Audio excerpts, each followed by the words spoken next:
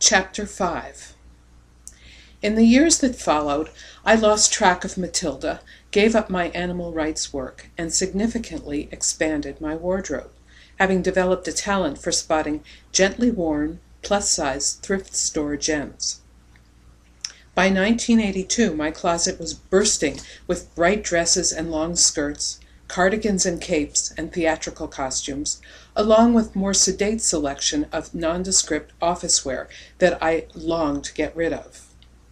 I could feel it in my bones. It was time for a change.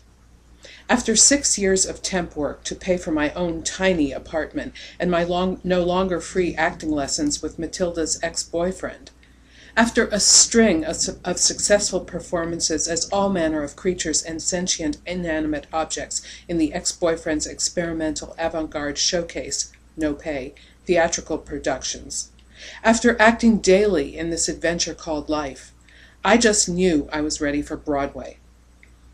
I had passion and moxie, and it was merely bad luck that I was not cute and dimply and 10 years younger. But Lord knows I was street smart.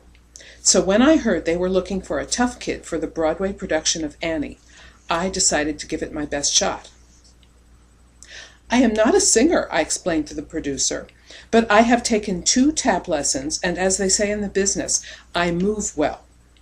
To demonstrate, I did several pirouettes along with a series of grand jetés across his chambers.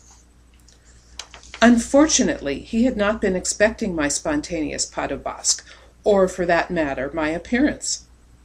And here I must admit that I had perpetrated a slight deception in order to gain entry.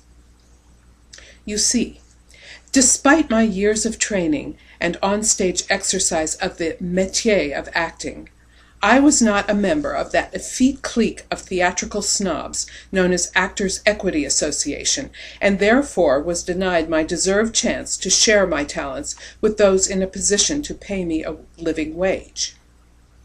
Ergo, I had entered the offices of Mr. Morris Lerner, not his real name, under the guise of delivering a large pastrami on rye and 1 small Diet Pepsi, which I had managed to wrest from the abnormally strong grip of a wiry delicatessen delivery boy named Juan.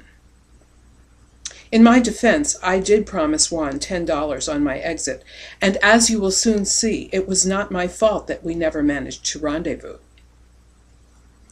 As Mr. Lerner reached for his wallet to pay me, I launched into my monologue, sans song, avec pirouettes, and it was just my bad luck that he was a collector of priceless antique porcelains. I offered to reimburse him for the damage out of my meager temp secretary salary, but the man was irrational. To make a long story short, I was summarily escorted to the street, bypassing Juan, who was waiting for me in the broom closet next to the elevator.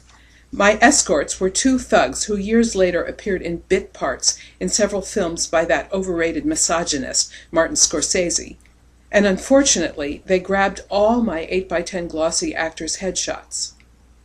Not only were said photos circulated to other producers on Broadway, but they were plastered on the cash registers of so many local delicatessens that I was blackballed into the obscurity of Matilda's ex-boyfriend's off Broadway experimental abominations and Korean vegetable markets. So, is it any wonder that I altered my course and began exploring additional career paths? Because I have showbiz in my DNA, I soon found myself doing props for a small summer theater in New England run by a man who, had he not been a Jewish homosexual hippie named Rainbow, I might have mistaken for Adolf Hitler.